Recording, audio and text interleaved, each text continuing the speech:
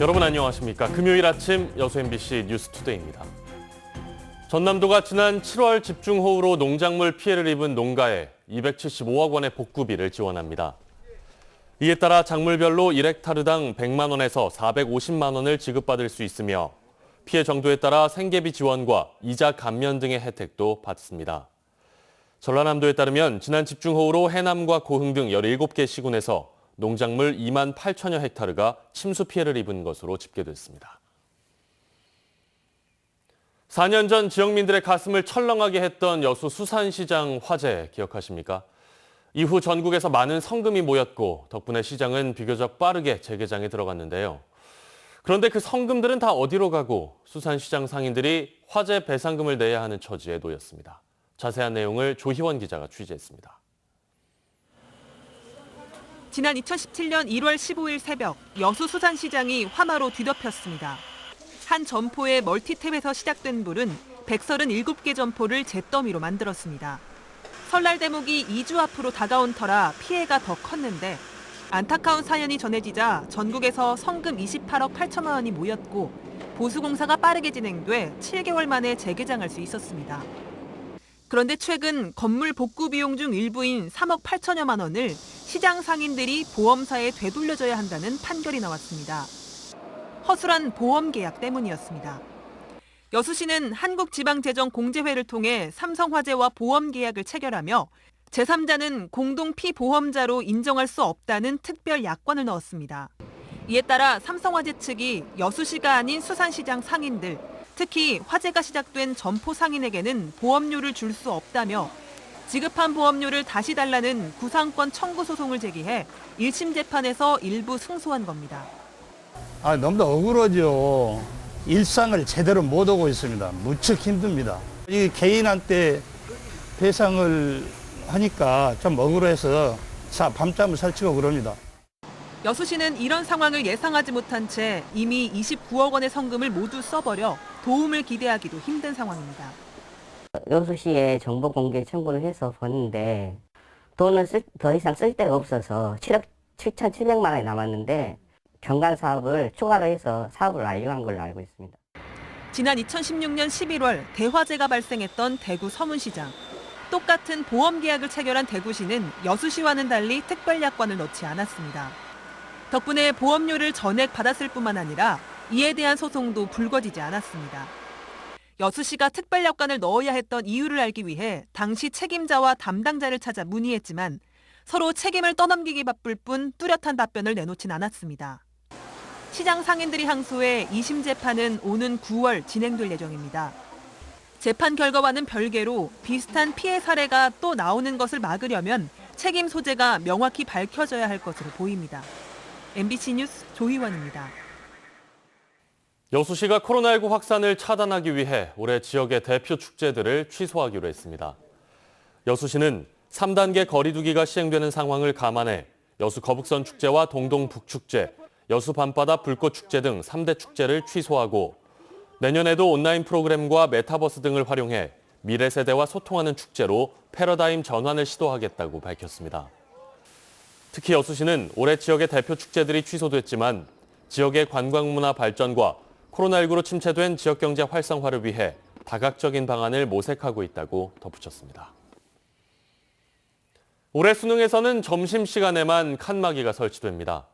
교육부는 지난해 아크릴 칸막이로 인해 불편했다는 수험생들의 의견을 참고해 올해 수능에서는 점심시간에만 3면 칸막이를 설치하기로 했습니다. 또 자가격리자 가운데 유증상자 그리고 격리 수험생들을 위한 별도의 고사장을 마련하는 등 모든 수험생이 응시할 수 있도록 했습니다.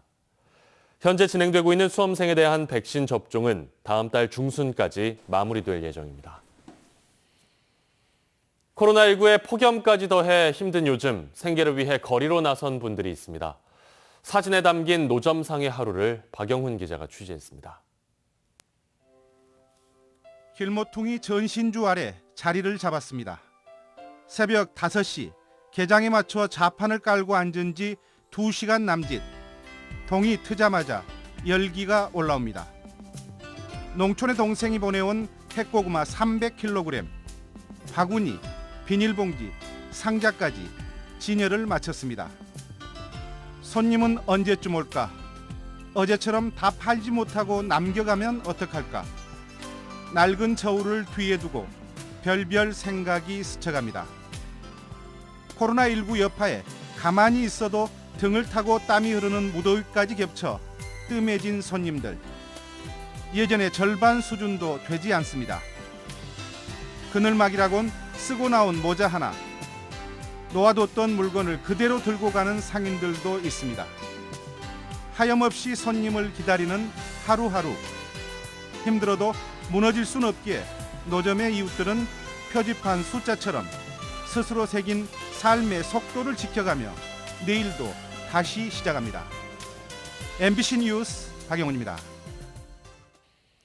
최근 고가도로는 여러 이유로 철거되는 추세입니다.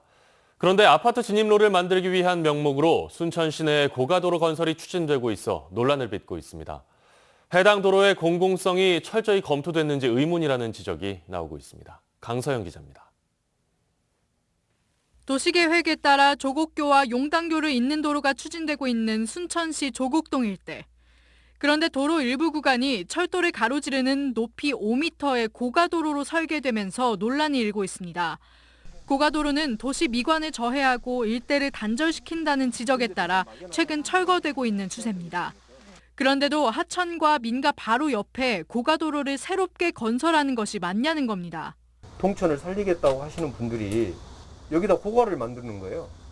이 기둥을 세운 것도 아니고 옹벽을 쳐버린다는 거예요. 그러니까 가둬버리는 거죠. 한 시민은 집이 고가도로로 가로막힐 처지에 놓였다며 분통을 터뜨리고 있습니다.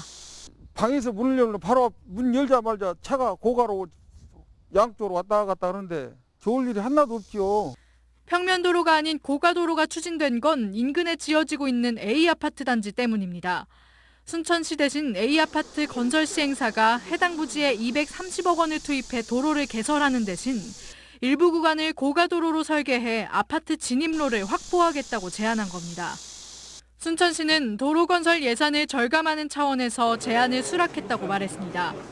A아파트 건설 시행사는 도로 개설 조건으로 층수 제한 완화 혜택도 받았습니다.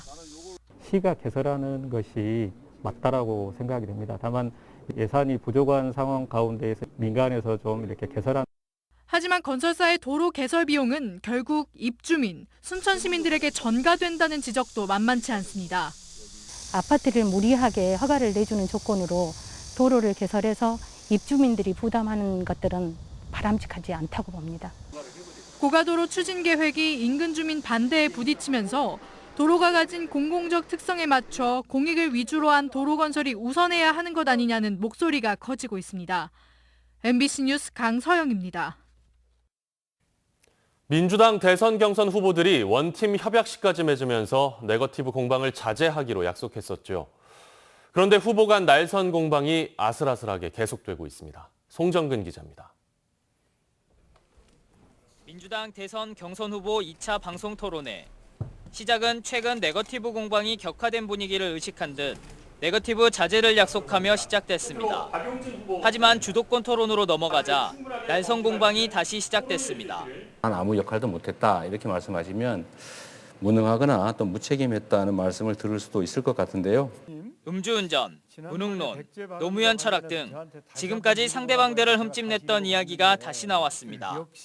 아마 제가 과거에 음주운전으로 처벌받은 전력이 있다는 말씀을 하시고 싶은 것 같은데 노무현 대통령을 아주 독하게 비판을 하셨습니다. 도대체 노무현 대통령의 정치 철학과 방향에 대한 입장이 어느 것이 진짜인지 좀 말씀을 해주시죠. 흠집내기는 경기장 밖에서도 계속되고 있습니다. 텔레그램이나 카카오톡에 공보소통방을 운영하고 있는 후보들은 연일 여야 후보들에 대한 비판 논평을 쏟아내고 있습니다. 후보 간 경쟁이 치열한 상황에서 코로나19로 대면 접촉이 불가능하다 보니 공약 대결보다는 네거티브가 선거판을 주도하고 있는 겁니다. 정책에 대한 준비가 미흡한 부분들도 쉬운 선택, 네거티브를 통해서 상대방을 공격하는 그런 이유가 되고 있습니다. 전문가들은 네거티브 공방이 민주당 경선 흥행에 일조하기는 했지만 여야 대결이 본격적으로 시작되면 자충수로 작용될 가능성이 높다며 후보 자신의 장점을 부각하는 포지티브 전략으로 지금이라도 바꿔야 한다고 말합니다. MBC 뉴스 송정근입니다. 광양만권 경제청이 철강, 화학, 항만 중심으로 조직을 개편해야 한다는 주장이 제기됐습니다. 전남도의회 김태균 의원은 광양경제청 제122회 조합회의 임시회에서 광양만권의 주력 산업이 철강과 화학, 항만 산업임에도 광양경제청의 현 조직이 화학팀과 철강팀 5명에 불과하다며 철강, 화학, 항만을 전담할 수 있는 부서를 확대 개편해야 한다고 지적했습니다. 광양경제청은 올 상반기 16개 기업을 유치해 1조 2천억 원의 투자액과 677명의 고용 창출을 이뤄냈습니다. 순천시가 정원 산업 육성을 위한 핵심 시설인 가든마켓 주식회사 설립을 위해 민간 주주 모집 절차에 들어갔습니다. 순천시는 오는 31일까지 주식 청약 신청을 받은 뒤 다음 달 1일부터 사흘 동안 주식을 배정할 계획이며 개인은 10만 원에서 최대 1,000만 원까지, 법인은 100만 원에서 최대 1억 원까지 신청할 수 있습니다. 순천만 국가정원 인근에 건립 중인 가든마켓은 정원수와 정원 자재를 전문적으로 취급하는 전시 판매장으로 오는 10월 말 문을 열 예정입니다. 여수 광양 항만공사 노사가 지역 상생을 위해 적극 동참하기로 뜻을 모았습니다. 여수 광양 항만공사 노사 양측은 코로나19가 장기화하고 있는 가운데 지역사회와의 상생을 위해 공기업 경영평가 성과급의 10%를 지역사랑 상품권으로 개별 구매하기로 했습니다. 항만공사 노사는 이번 지역사랑 상품권 구매가 코로나19로 어려움을 겪고 있는 지역경제 회복에 작은 보탬이 될 수 있을 것으로 기대하고 있습니다. 전남도가 올해 도내 도시가스 소매 공급 비용을 전년 수준으로 동결하기로 했습니다.